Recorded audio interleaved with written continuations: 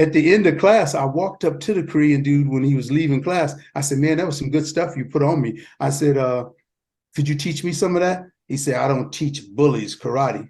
And tears came to my eyes. And I was just like, damn, have I been this bad of a person all these years?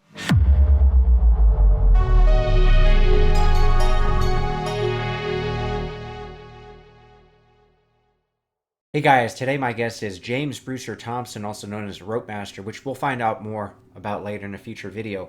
But in this part one of the interview, we're going to learn all about his martial arts background and history. A lot of you would recognize him, by the way, in the film Lionheart. He had a very iconic fight in that. Before we get into the video, I want to tell you about the next big content creator platform. Fans Follow Me, fansfollow.me, FFM. Check it out, linked in the description below. All the information's there. So I'm a founding member of the platform. I'm the director, so there's a reason why I bring it up. Obviously, I want it to be successful. I'm going to push it, but there is a bigger, grander vision here that I think will really interest you guys and also provide some opportunities. But just a quick summary, what exactly is a content creator platform? Well, there are platforms like Patreon, like OnlyFans, though that obviously is skewed more towards an adult type content that's not safe for work. Fans Follow Me is a much more respectable platform, and we do welcome content creators of all kinds, of course, but our big push and focus is really going to be in the martial arts community, fitness, bodybuilding, and combat sports. And we already got a lot of really great bare knuckle boxers on there. We're going to get some amazing boxing legends, champions on there. We got a lot of great martial artists. We're going to obviously get more. You will recognize a lot of these names. We already got Muhammad Kisi, aka Tong Po from Kickboxer. I'm on there, of course. I'll be putting out exclusive content, cool behind the scenes stuff and more. So the content creator platforms in general, it's a way to support your favorite content creator slash celebrity slash sports athlete. But in doing so, you can directly connect with them. So it's mutually beneficial all around. It's really cool. But as far as the grand vision goes, obviously I meet a lot of people on the channel. I do a lot of networking. I know writers, directors, actors, stuntmen, and more. And I want to do nothing more and be a part of bringing that magic of the 80s and 90s back, as far as like those kind of action and martial arts films, which let's face it, they don't really have the quality anymore. I mean, you do have some good ones here and there, but in general, it's not quite there. The magic's kind of gone in a lot of ways. But once Fans Follow Me blows up, me and my partners, we are going to finance these films. Minimum co-finance. It depends on the budget of these films, but there's a few projects in mind already that I know are going to be fantastic. And if you're a martial artist or an actor, by the way, create a profile on the platform, because we will be watching. We will be farming talent, so to speak. It'll be part of the casting process to get in these projects. So create a profile, and if you're not a content creator, support some of the people on the platform. There's going to be a lot of really amazing names on there, and you'll get that exclusive content and that direct access. And if you know content creators, recruit them over, because there's incentive to do so. You'll find out all the information on the homepage, Fans Follow Me. Check out the link, and let's blow this thing up, because 80s and 90s, we got to make these kind of films again. And I will do whatever I can to blow this platform up, make money, and put it to finance these films, and use some of you guys if that's actually what you're interested in. So it's all part of this grand big vision. A lot of people I talk to who got into martial arts are kind of more like me, in the sense that if you take the movie The Karate Kid, we're the Yeah. Daniel character. We got bullied. However, you were more of the Johnny Lawrence character, but that story is kind of how and why you got into martial arts. So can you share that? Well, I got into it because I was a bully all the way up until about the 8th grade. One day after lunch, it was I'd say about 12:30 in the afternoon, I came back to class, my math class. And I was one of the top 3 guys in school. When everybody said who was the toughest in school, well, in that 8th grade, I was probably in 7th grade, I was probably one of the top 3 guys. Nobody messed with me when That's I a was cool reputation. yeah, yeah. And so people got out of my way. I bullied a few people and got extra money from people for selling different things, food, candy, whatever.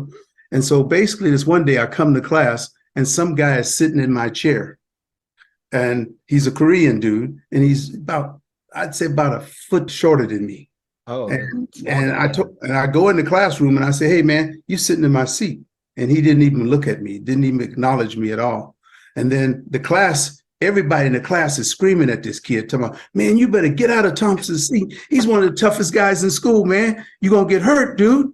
And the guy didn't get out of my chair. So I tapped him on the shoulder, and he threw my fingers off his shoulder and kept sitting there looking straight ahead, minding his own business. So I said, man, you better get out of that chair and sit in this chair that I'm standing next to, and then I'll sit in my chair. I'm going to give you the 3 to do it. Mm-hmm. So I go 1001, 1002, and he wasn't moving. So I got a little scared because he wasn't backing down. I said, sure. This guy might just be crazy. And I say, I'm going to give this guy one more chance. I told the class, I said, I'm going to give him one more chance, fella. Do you think I should give him one more chance? They said, yeah. And they all screaming in the classroom, talking, man, you better get out of his seat, man. He's going to hurt you if you don't. So I said, man, I got to do something now because he ain't backing down. So I go 1001, 1002, and I grabbed his shoulder. He stood up and faced me. And then he put his hands in front of his groin and turned sideways and was looking at me, didn't say a word. I said, okay, you halfway there, man. I'm going to give you the 3 one more time. This is your last warning. You better get out of my way or I'm going to hurt you. And everybody's pleading with him. Women in the class screaming at him, telling him to get out of the way. He's going to hurt you. And the guy still didn't budge. So I said, I got to do something now. So I go 1001, 1002. And when I hit 1003, I punched at him. He parried my hand, kicked me in the weak part of my knees. I fell into the chair that I told him to sit in. And when I'm getting out of the chair, I look around his waist. He's wearing a black belt. And I knew what a black belt looked like even in those days because I'd been to a couple of clubs just to see some demonstrations. And I saw that black belt around his waist, and he was wearing the type of pants that you would wear in a dojo for karate. So I saw his pants. He hadn't changed. And he had come from teaching. I found out later he had been teaching the 8th grade some students karate at lunchtime in his spare time. And he was one of the youngest black belts in that whole Salinas area. So when I saw that black belt, I jumped back into my seat and I said, hey, I'm going to take care of this fool on another day. Everybody started laughing in the classroom. And then the 2 guys that I had been bullying in the back of the class, every time I looked around at them during the class period, they were laughing and snickering, talking about, he got his for a change. Yeah, made their day. Yeah, that made their day. So at the end of class, I walked up to the Korean dude when he was leaving class. I said, man, that was some good stuff you put on me. I said, could you teach me some of that? He said, I don't teach bullies karate. And tears came to my eyes. And I was just like, damn, have I been this bad of a person all these years? And then afterwards, I said, I'd like to get some of that stuff that he had, that he put on me. And I'd like to be the type of person he was. Like, he showed discipline. He showed self-control. He showed patience with me. He could have hurt me. Oh, sure. Yeah. He gave you the chance instead of you giving him multiple chances counting to 3. He's giving you the chance. Little did you know at the time. Yeah. And I said, I want some of that same discipline he had. Mm-hmm. So I said, I'm going to get into me some karate or something. And it ended up about that time, I was selling peanuts to earn a trip to a YMCA camp. And at that camp, they had all these activities. They had archery, they had weightlifting, they had boxing, and they had judo and arts and craft. Okay. Now, a lot of the women went to the arts and crafts. So I say, I can't do that activity because all these activities, you would get points. And at the end of the week, the points would go to your cabin, that you had 4 or 5 people sleeping in your cabin. And whoever had the most points won prizes and some of everything at the end of the week. Yeah. And so I tried for archery, and you know how when you shoot the bow and arrow, my arm got all scratched up, and I said, this archery ain't for me. Mm. Then I tried the weightlifting, and I only weighed 134 pounds. And basically the weights fell on my chest, and I had to have help getting the weights off of me. And at 134 pounds, I was like 5'9" or 10, tall, skinny kid. Yeah. And so I said, I can't win no points in this weightlifting. And so I said, what can I do next? So I tried out for the boxing, and I ended up getting this brother from Oakland, the African-American guy that was about 3 or 4 years older than me. And he just beat me so bad and hit me all upside the head where I was almost crying. So I said, the boxing ain't for me either. Yeah, boxing's no fun when that happens. Yeah. And so all of a sudden I said, the only thing left is some judo. I said, I've done a little wrestling in the 7th and 8th grade, where I was 7th and 8th grade champion at my junior high school. And that was just from sheer balance and not really much technique, but So you had natural talent for that, I didn't had you? natural talent a little bit for the grappling. So I said maybe the judo would be a good thing because I just saw the instructor get thrown by some little teenager. So I said, if you could throw somebody that outweighs you by 100 pounds, I said, that's for me Oh, sure. because I'm skinny and lanky and everything. So all of a sudden I got into the judo and I learned how to do a hip throw and I learned how to do that circle throw they call a tomonagi. It's you see it in the Western movies where they snatch you and throw you through the Oh, yeah, air. sure. Yeah. So those were the two throws that I learned that week. And so basically, I won the championship in my weight division that week and Oh, I earned wow. some points for the cabin. And then even one guy who was older than me, after I beat up all the people in my rank or level, they put me up against an older kid, and I tried that tomonagi, a circle throw, and I kicked him in the groin. Ooh. And after the tournament, he won that match. But I won my weight division and everything in age group, and so I won points. But at the end of the demonstration, he chased me back to the cabin to beat me up because I kicked him in the groin when I did that circle throw on him. But he never caught me though. Oh, he never caught you. Okay, so at least he No, wasn't not that day. The smiling. next day he was cool about it because he figured, He well, cooled off by then. he's pretty good at that judo. He might give me a little bit of competition, even though Yeah, I'm older and bigger. sure. But that's how I got introduced to judo. And I said, damn, this is a sport I want to do for the rest of my life, at some point. So I'd say between the ages of 13 or 12, I was still doing that circle throw and hip throws with kids in the neighborhood and everything. And then I got back into judo officially when I was about 20 years old. So between 13 and 20, I didn't do judo officially, but I practiced those two throws on my friends all in the neighborhood. Oh, okay. So yeah, over those years, you probably perfected that even though Yeah. you weren't doing formal instruction. You were doing other sports and stuff in high school though, right? Oh, yeah. High school, I was into basketball, football, and track and field. In fact, in my senior year in high school, I was one of the few people in the history of that whole town to get all league in three sports. I was all league center in basketball, all league wide receiver in football, and all state in track and field, and all league in track also. And I was a high jumper. I was about fifth in the state of California at 6'7". That's when you did the old style where you do the straddle jump for the high jump. I didn't do the Fosbury flop. That came in about the time I was getting out of track and field. Okay, so with that athletic background, you probably got a college scholarship, right? Mm-hmm. Well, I had offers, but when I decided to go to junior college, Okay. and so I didn't have to worry about offers at junior college because that was in town, and I was staying at my home until I turned. Uh, in fact, I was still at home through junior college, and then I went to San Jose State. Okay, so you said you picked judo back up at 20. So was that at San Jose State? Yes. No, it was at the YMCA in Salinas when I Okay. was in junior college. While I was in junior college, it's crazy. When I was in junior college, I was in track and wrestling and football, Hmm. and I was on the fencing team. I was like one of the top three fencers in school. I was Oh, number three, and there was two guys ahead of me for fencing.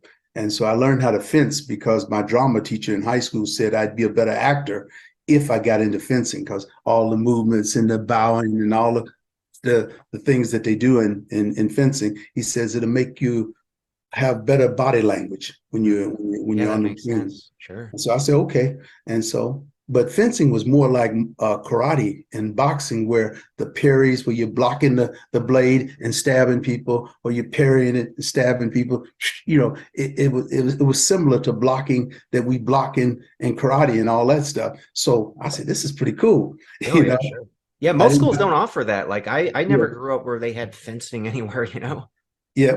And it was pretty good. And the bowing that they do beforehand and the fancy stuff with the foil and the saber.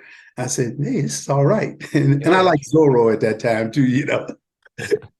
Yeah, that's cool. Okay, so you went pretty far in the judo world. So can you talk about some of the judo in college and other Yeah. stuff and how far that took you? Yeah. Well, I started out, like I said, in the YMCA in Salinas. So while I was in junior college, I was training judo too in my spare time at the YMCA. And then at the junior college, I ended up going out for basketball because that was my sport from high school, right? And so I didn't like to coach in junior college for basketball. And I was the sixth man anyway, coming off the bench all the time. And they recruited people all the way from New York. Half the team was from New York. Wow. This is Salinas, California, where they recruited people all the way from the East Coast. That's how good this junior college team was. And so even though I was a superstar in high school, you got all these superstars getting recruited from different parts from of the the country East Coast. to come to What that was junior your college. issue with the coach, though? Well, he was one of those guys where I just thought his coaching style I just didn't like. He was always in your face. He was telling people to do anything to get the ball. And even we had near fights all the time out there where people are diving for balls, pushing you out the way, all kinds of stuff. And I was trying to keep my grades up. I had a B average all the way from junior high to eighth grade, all the way through 5 years of college. So I just wanted to keep my grades up, and I just didn't need all the extra headaches. So for the first time in my life, I said, this basketball is not for me.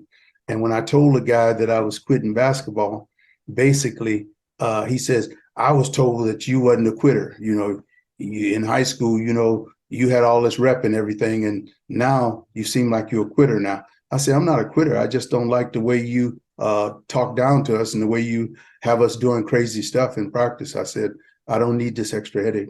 So I'm quitting. So I quit, and I got bored when I got home because this is the first time in years I didn't have nothing to do after school, you know. So I said, I'll try the wrestling team because I always wanted to wrestle as an adult. And so that was my first time wrestling as an adult. So I signed up for the wrestling team at the college, the junior college I was at, Hartnell. Okay. And basically, that coach was the best coach I ever had, to be honest with you. He really knew how to treat people like they were somebody and with respect. And he didn't talk down to us. And he always used the right techniques to motivate us to be better. He was one of those coaches where you could be losing and you're on your back getting beat up, right? And you look over at him on the sideline, you say, if I don't want this for myself today, I'm gonna get it for him. Nice. And that's the kind of coach he was. And so he coached me for 3 months and a half. And that was the only 3 months and a half I had so far as an adult, right? And so basically, at the end of 3 months and a half, he had got me where I was league champion, third in Northern California championships. And when I took third in Northern Cal, I beat a guy that had beat me in a tournament in the first few weeks of that college experience in wrestling. And so that's the kind of improvement. And that guy beat me by like over 12 or 14 points. But at the end of the year, I beat him by about 4 or 5 points. At the Wow, end of that that's semester. quite a Yeah. improvement in 3.5 months. Yeah. And then it was so good that after I took third in Northern Cal, that was to qualify for the state championships. So I went to the state meet and took eighth in the state that year. Oh, nice. Wow. And then after that, I quit wrestling, right? He told me, aren't you going to wrestle for that second year in junior college? I said, no, I'm going to stick in judo. I said, I'm spending a lot of time in judo right now, and I'm trying to get my stuff together in judo. And it's not so, the practices is not so punishing like wrestling is. Wrestling is one of the hardest practices to ever do. I mean, they have you do some real crazy stuff in wrestling. And, you know, it's just real tough. Yeah, no doubt. How about like the crossover? Do you think all the wrestling training helped your judo and vice versa? I think the judo helped the wrestling. The judo helped the wrestling? How so? Because a lot of the wrestlers don't understand a lot of the leg trips, you know, like the kochigari, ochigaris, you know, where you're doing the leg trips and everything. And they're used to being more using their arms. Just more, brute strength. Yeah, sure. yeah, and doing the ankle pickups and the double leg takedowns, but they're using their arms all the time. They're not used to using their legs too as hands. And so judo taught me to use my legs like their hands. And you see that in the guard when they're UFC and all that. Them legs are doing a lot of stuff to control people in different positions down on the mat. And you have to think of your legs as hands, you know. And so basically, that's what I learned from judo, to use the feet real well, foot sweeps, all that stuff. And wrestlers are not, on the whole, they're not used to seeing foot sweeps coming at them. When they're walking, all of a sudden, they're down on the floor with a foot sweep or leg stuff. And Yeah, that so, makes sense. So right, so then you basically you're not wrestling anymore and you're devoting a lot of your time and energy just strictly to the judo. right. And then I got my black belt, and I think till this day it might be a record in California, but I got my black belt in 10 and a half months' time. It usually takes two Wow. and a half to 5 years to get a black belt, maybe 6 years. And jujitsu is even longer. Jujitsu is even harder to get a black belt real quick. But I got mine in 10 and a half months' time. And every promotional I went to three promotions, and every promotion they promoted me to the next rank. And then my last time getting promoted, the instructors didn't want to promote me because they said I hadn't been in judo very long, and they said he hasn't been in long enough to get the black belt. But the head guy at the time was a guy named Mitsukuhura in San Francisco dojo up there. And basically, he said, this guy's beating black belts. He's beating all the people in the brown belt division, and he's carrying himself real well. So we think he should get promoted. So the head guy that was an eighth degree at the time, he promoted me to a black belt that day. Okay, and just out of curiosity, I don't really know the ranking system in general with judo. So is it anything like karate where you start off with like say a white belt, then you go yellow, green, blue, or is it are there as many belts or are there It's not a not lot as of many belts? belts. Well, it's not as many belts as a senior. As a senior person, like over 18 or over 17 or 16, you start out with brown belt, Mhm. and you start out with that first degree brown belt. Then you get a second degree brown belt. Well, no, you start out with third, then you get your second degree, then you get your first degree brown belt, then black. So see, there's not as many colors. Now, if you're a kid coming up and you're a minor, then yeah, you'll start out with that yellow belt, I mean green belt or yellow belt, and then purple belt, and you kind of go up. But in general, to move up in judo, you just have to beat people, and if you're beating people at a higher rank, then obviously you deserve that rank. Is that about how it works, Well, pretty you much? have to, at the promotions, you beat people at your rank. And Hmm. then if you beat everybody at your rank, then they want to make sure you don't leave with a big head or too cocky. They put somebody of a higher rank. And then if you Hmm. beat that person at the higher rank, that gives you even more clout to move Wow, up to the next level. And that's interesting. what I was doing. I was beating everybody in my division, and then I beat people a little bit above the division. And each promotion, I did that. And so each promotion, they promoted me to the next rank. It makes sense. I mean, you got it so quick. I think you said 10 and a half months, right? Yeah. They really couldn't deny you if you're beating the higher up level guys. I mean, you Yeah. gotta give it to you. Yeah. And then it's kind of funny because we had this one guy, he was one of the toughest guys named Tommy Martin. And Tommy Martin had fought at the world championships when he was 16 years old, Wow. 15 or 16. And he was in my weight division, but not in that organization, but in the national level, he was the guy to beat. And when I came to my dojo as a white belt, I told everybody in the dojo, the guy there that's fighting at the world championships at 16, I'm going to get him one day. And everybody started laughing. They said, man, you know who that is? That's Tommy. Tommy's one of the baddest dudes on the planet. He was just at the world championships at 16 years old. I said, I'm going to still get him though. And then, so that first month or two in judo, as a white belt, the instructors there beat me up pretty good. Mm, And I said, maybe this sport ain't as easy as I thought it was going to be. sure, And sure. so, but you have to go through that learning process, when you're getting into new stuff. And I underestimated the sport. And till this day, I've still underestimated a few people in my lifetime.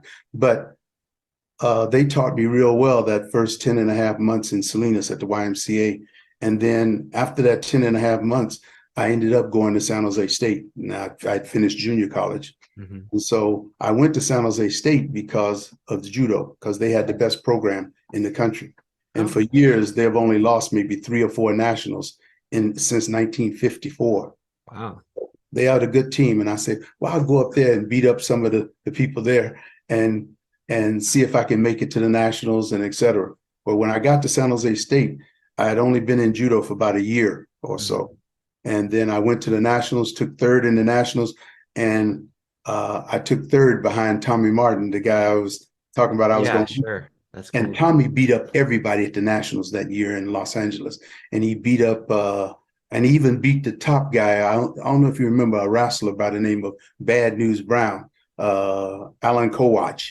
Well, Mm, Alan Kowach took third in the Olympics in '76. Well, wow. Tommy beat him too in '75 at that nationals. Beat Because in everybody. those days, they had this thing where you beat all the people in your weight division and you fight champions in the other weight divisions. They don't do that no more because they worry about people getting hurt and injuries. But in those days, they did it. And Tommy won not only our weight division, but he won the overall championship too by beating Kowach in the heavyweight.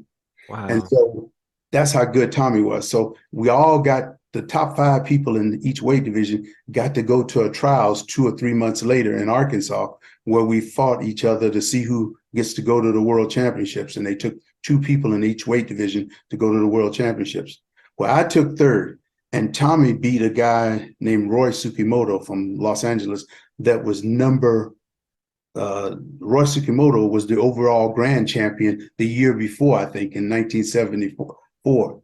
And he was real good. Roy threw me for a full point so high in the air. It's the highest I've been thrown, maybe one of the top 2 highest I've ever been thrown in my life, where Roy did it to me that day when I took third. And then Roy comes after he beats me. Okay, now I have to fight, go through the repertoires to fight for third. So Roy comes through the audience and he sees me up there getting consoled by my coach, Yoshida. So I'm sitting next to Yosh, almost crying, because Roy threw me so high. And I said, I'm not going to place in this first nationals probably, maybe. And then Yosh said, no, don't give up. You got 2 or 3 more matches to fight in the repertoires and you can get into third place and win it. Mm-hmm. So I said, okay, all right. And then Roy comes by us in the stands, and he yells up at me in the stands and the coach, and he says, Coach, don't worry about it. I'm gonna keep your boy in. I said, Coach, he called me a boy, didn't he? And he said, yeah, he called you a boy. I said, oh man, I wished I had another shot at him. But anyway, that day I ended up taking third, and Roy took second. He got beat by Tommy Martin in the finals, and Tommy just beat him up real bad. Wow. So now Tommy is the main guy in the country. And there's a guy named Erwin Cohen that was real good. Erwin and Stevie, they were brothers in Chicago. Not African Americans, but they were brothers, and both of them were some of the top judo players that's ever lived in this country. And so Erwin was in our weight division, and he lost to Tommy that day, somewhere going up in the competition. So Erwin came in third with me, and Roy Tsukimoto was second, and Tommy was first. So and they had one other guy, Odell Terry. He was the 5th guy they picked for the world trials. And we went to Arkansas 3 months later to fight in that world trials. And when we got to the world trials, it ended up, me and Erwin Cohen ended up being the number 1, and Erwin was number 1, I was number 2, and we went to the World Games. And Tommy got beat at the trials. And Roy Tsukimoto, who beat me, got beat at the trials. I beat Roy Tsukimoto by a full point, and I beat Tommy also. And so and so I kept my word with those guys that I told I was going to beat Tommy.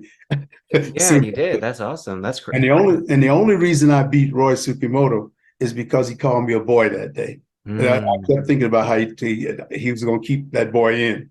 And so I beat I beat Roy Tsukimoto by a full point with Osotogari, that outside leg trip. I came on outside and just buried him for a full point. In fact, it was the best Osotogari I ever did till this day.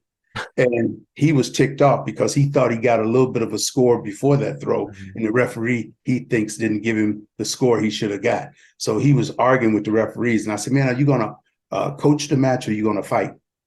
And basically, I ended up beating him. After that tournament, he retired.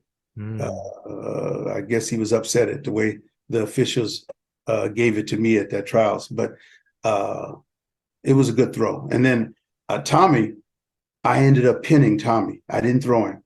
And later on, I fought Tommy in another tournament, and he beat me. But at that tournament, I beat him by pinning him. I took him down to the mat with a sacrifice throw and ended up pinning him for 25, 30 seconds. And so the reason why I beat him, too, is he was signing autographs on the sideline and didn't warm up. when he had to fight me. So I took that as an insult. I say he got to at least warm up and give me some kind of Yeah, he's respect. not taking serious, sure. Right. And he was signing autographs and, because he was the superstar in our weight division. And that may be why he got beat that day by me and Irwin, because he didn't take us serious since he had won the nationals so pretty, you know. But after that, he took me serious. The next time I fought him, he beat me, but he warmed up. Oh yeah, okay. So he learned, obviously. Yeah, he So learned. so Yeah. you said you went to the World Games. So after you beat those guys, what happened there? Oh man. Remember I told you I underestimate people sometimes and take people for granted when I was coming up. Well, I go to the World Games and I'm fighting some guy from New Zealand or somewhere that don't even have a reputation of having great judo. Mhm. Uh, but when I fought this guy, I threw him so easy and so quickly, I got a fourth of a point, right? So the guy hits the ground. And I said, man, the next guy I got to fight is going to be tougher than this guy. So I'm going to kind of keep him in the game a little bit, and I'm going to play with him a little bit and get a little workout before I finish him off. Sure. So I let him up rather than pin him and get it over with. So when I let him up, the next couple of seconds, he throws me for a full point and the match is over and I lose and I'm out of the tournament. Oh wow. Yeah, you All just gotta because of, finish them quick, I guess. yeah, if you get him in a situation, however it is, just win. If it's a pinning Mm. combination, armbar choke, just do it. Get it over with. But Yeah. don't be worrying about your next match. You got to take, as you got to take each match at a time and put 100% into each match. And so I had to learn that the hard way on a couple of cases, Mm. a couple of occasions over the years. So, You ever have any did you wanted probably I would assume to go to the Olympics. Did you ever make it or how far did you get to going to competing in the Olympics? well, I'm one of the few people that's been fighting the top competitors. I fought them for over 40 years. I Wow. tried out for 5 Olympic trials, and Five each Olympic Olympic trials, that's trial, a 20-year time span. That's crazy. yeah, that's what I'm saying. And Yeah. so I went for the Olympic trials in 76, Olympic trials in 80. I qualified the Olympic trials in 84, 96, 2000, 2008. I fought in that's 6 Olympic Even trials. somewhat recently in 2008, that wasn't that long ago. No, I was 55 years old. I'm probably the oldest American in modern time to ever fight in the Olympic trials. I was fighting kids 19 years old, 21 years old. Yeah, And you're like their dad. right. And I was turning 55. I was 3 days from turning 55 years old. Wow. So they it was rumored that they changed the rules a little bit where somebody my age could never get there again in the future. So that's how Interesting. sometimes in the judo world, sometimes they feel like when you get a certain age, you should be teaching and giving instructions to people rather than being out there with the young kids. And they feel like you should let the young kids take over at a certain point. And Mm, you don't see too many people over 40 fighting the top kids in the country. When by the time you turn 40, you got so many injuries, you got obligations, you got family stuff, my wife, kids, you got a lot of stuff that's yeah. a priority rather than sports anymore. And Hmm. you're worrying about getting hurt, that now you're supporting your family and everything. And now you're hurt and you can't support your family or do what you have to do. So you see that a lot in the judo world. I don't know about karate and some of the other sports, but when you get a certain age, they kind of indirectly push you out if they can. Mm, yeah, it makes sense. Yeah, and I was one of those people that believed that if you could still hang with the youngsters, why shouldn't you be able to stay and enjoy what you love doing all those years? Rocky Balboa. Yeah, It's the Rocky Balboa story, man. And it's always an inspiration. It's like, hey, the older guys can still do it and compete yeah, at the highest level. right. So all And when those I was Olympic trials, though, James, did you not end up going to the Olympics any of those years? right, I didn't go, and you have to take first in those trials. It's not like Oh, track and field where you can take 3 people or so in each division or each whatever or each event. In judo, you only take the number one guy. The number two guy and number three guy, they're alternates in case the number one guy gets hurt. So if dude the number gets one guy gets hurt, then they go to two. If two is hurt, they can't make it to the Olympics, then you go to the guy that took third at those trials. I took either second or third in most of those trials. Oh, so you were always like the alternative backup then, just in Right. case. And one year I was the first backup. I was in 1984. I was #2 in the country at the Olympic trials behind Leo White. Leo White was one of those guys. He was a tough dude. I always had these real tough dudes: Tommy Martin, Leo White, Irwin Cohen. We had some great judo players in my weight division over the years. And I was one of those guys where uh, I was your typical Gemini personality, where I was into everything. I was a professional comedian, so I was doing ventriloquism and performing in night shows when I was coming up in the sport. So I was putting time into ventriloquism, putting time in trying to get into acting a little bit. Sure. And I did a movie called Lionheart. We're going to talk about that Yeah. one second. Yeah. And Well, in so, fact, let's go right into Lionheart. Hey! That's my man now! Yeah, we're having a fight now, baby! Yeah, let's get ready for this one! Bets down! Get your bets down!